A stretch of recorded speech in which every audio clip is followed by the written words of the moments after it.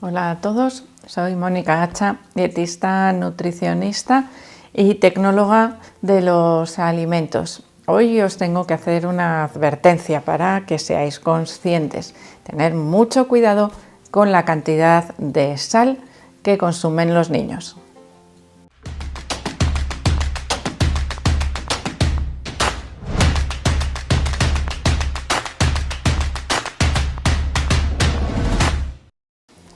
La hipertensión es una enfermedad de adultos. Bueno, podríamos decir que era una enfermedad de adultos, pero que ya no lo es, porque cada vez es más frecuente que comience a aparecer problemas de hipertensión también en los niños. Y en muchos casos van unidos los problemas de hipertensión con el exceso de peso, que podríamos decir que actualmente es una auténtica pandemia, el exceso de peso en la etapa infantil, y por lo tanto tendremos que vigilar el consumo de sal de los niños, que ya vais a ver a medida que os vaya contando cómo es exagerado, no, exageradísimo por los hábitos alimentarios que existen actualmente en los países occidentales. Mientras empezamos con la alimentación complementaria, ya sabéis que una de las recomendaciones es evitar el consumo de sal y de azúcar en la dieta de los niños, añadidos, evidentemente.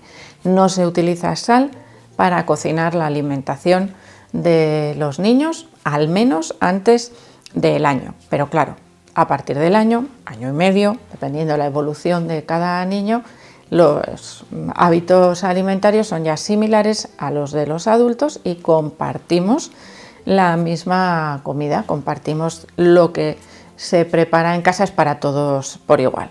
De manera que los niños pasan de un consumo prácticamente cero de sal a un consumo de adulto de sal. Pero claro, ¿de qué adulto? Porque los adultos tenemos una deformación en el paladar, podríamos decir, y es que a medida que utilizamos la sal muchas veces necesitamos más sal porque nos habituamos y cada vez podemos estar cocinando, por ejemplo, con mayor cantidad de sal o comprando alimentos más salados, que ese sería uno de los principales problemas, pero no me voy a adelantar. Primero estamos en la sal que utilizamos en casa para cocinar. Ese consumo de sal en casa tenemos que controlarlo, es decir, que no sea una cantidad excesiva. La Organización Mundial de la Salud nos recomienda un consumo máximo de 5 gramos de sal al día. Esto sería una recomendación válida, por ejemplo, para adultos y para niños con una edad superior a los 10 años. En edades inferiores, es decir, pues por ejemplo, entre los 2 y los 10 años, tendría que ser inferior a 4 gramos de sal. Y pensaréis, bah, 1 gramo de sal no es nada, es una pizquita. Ya, pues una pizquita que en el cuerpo de un niño que es más pequeño y su sistema renal está en evolución, pues es una gran diferencia. ¿Qué ocurre? ¿Que entonces no puedo utilizar sal para cocinar? Sí, sí se puede utilizar sal, pero tenemos que intentar que la cantidad de sal que se utiliza sea la justa, ajustadita. Sobre todo si existen otras fuentes de sal oculta en la dieta de los niños, que es cada vez más habitual. Esas fuentes de sal oculta son las mismas que, por ejemplo, el médico nos dirá cuando vamos igual nosotros como adultos nos detectan que tenemos hipertensión. Y lo primero que nos dicen es quita la sal de la dieta o quita los alimentos que más sal contienen. Y eso es lo que vamos a ir viendo ahora, que alimentos típicos de la dieta de los niños son los que contienen más cantidad de sal. ¿Por qué? Porque quitar o reducir el consumo de esos alimentos es muchísimo más fácil que eliminar la sal de las recetas en la cocina, porque entonces los alimentos nos saben sosos, nos saben mal y nos causan rechazo. Si nos causan rechazo, por ejemplo, imaginaros en el caso de los niños, unas lentejas cocinadas sin sal, o una pechuga de pollo cocinada sin sal, ¿qué pasa? Pues que no me la como, pero después tengo hambre, y si ya soy un niño que salgo a la calle, manejo un poquito de dinero, 12, 13 años, 14, y quedo con mis amigos, ¿qué voy a hacer? Comer aquello que no he comido en casa. ¿Con qué elecciones? Pues todos creo que las conocemos perfectamente: snacks, aperitivos, comida rápida, que es lo que tienen más a su alcance porque el precio es más económico y además es más palatable. Esa palatabilidad que comen fuera de casa, ¿qué ocurre? Que les causa mayor rechazo en casa si reducimos la sal. Así que vamos a darle la vuelta un poco a la tortilla y vamos a ver cuáles son esos alimentos que aumentan excesivamente el contenido en sal de la dieta en el caso de los niños. Y para que os hagáis un poco idea de la importancia que tiene todo esto que os voy a decir a continuación, fijaros que alrededor, las estadísticas nos dicen que alrededor del 70% de la sal que consumen los niños se encuentra en el consumo de alimentos procesados, y alrededor del 30% sería la sal que añadimos para cocinar.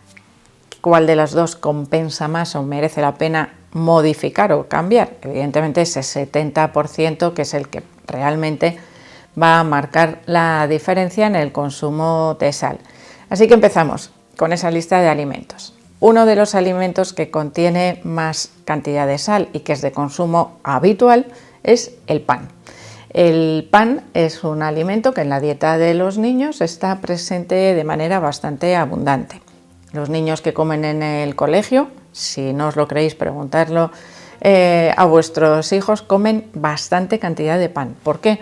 Porque no les gusta mucho la comida del colegio, se tienen que llenar. ¿Y de qué se llenan? Del pan. El pan es pan, sabe a pan, y por lo tanto ese no les causa ningún tipo de rechazo. Y además, como tienen hambre, se lo comen la mar de contentos. Si pueden ser 2 trozos, mejor, y si son 3 y les dejan cogerlos, bueno, pues todavía mejor. Evito comer la otra comida que no me gusta tanto.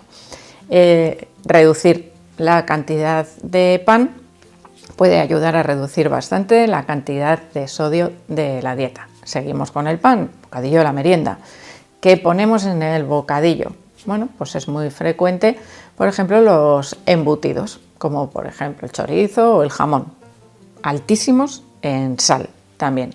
Ya estamos haciendo un doble, sal más sal, pan más el embutido en el interior, de manera que estamos aumentando ese consumo de sal de manera, vamos a decir, casi diaria. Pero vamos un poquito más allá. Fuentes de sal oculta, totalmente oculta, diría yo, para el 99% de las personas. La repostería. La repostería, como las magdalenas, las galletas, por ejemplo, incluso los cereales de desayuno, son uno de los alimentos frecuentes, habituales en la dieta de los niños, que hacen aumentar también el contenido de sal. Y pensaréis, no, ¿cómo van a tener sal las galletas? Pues fijaros en las etiquetas. Si tenéis la suerte que en vuestro país, donde vosotros vivís, se utilizan, por ejemplo, los semáforos, los colores, en el etiquetado de los nutrientes, os daréis cuenta de que la sal muchas veces aparece con un amarillo, naranja o rojo, es decir, cantidades altas de sodio, de sal, en la repostería industrial. Muchas veces se utilizan pues, para dar también mayor palatabilidad. Alimentos que les encantan a los niños, por ejemplo, los helados. Los helados también, si os fijáis otra vez en el etiquetado, veréis que en su gran mayoría, aparte de tener unas cantidades enormes de azúcar, también contienen sal. Y estamos hablando en este caso de alimentos dulces que nos hacen aumentar la cantidad de sal de la dieta.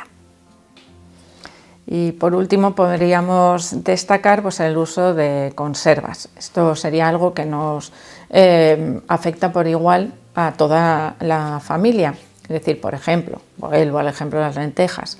Si en casa yo no tengo tiempo de cocinar y utilizo las lentejas en conserva, que son un recurso fabuloso, pero las utilizo con demasiada frecuencia, ¿qué ocurre? Que aumento el contenido de sal, sobre todo si además estoy utilizando conservas de pescado. Utilizo otro tipo de conservas como por ejemplo las aceitunas o los encurtidos, todo de manera habitual, que son todos sanísimos cuando se utilizan con moderación, pero ¿qué ocurre?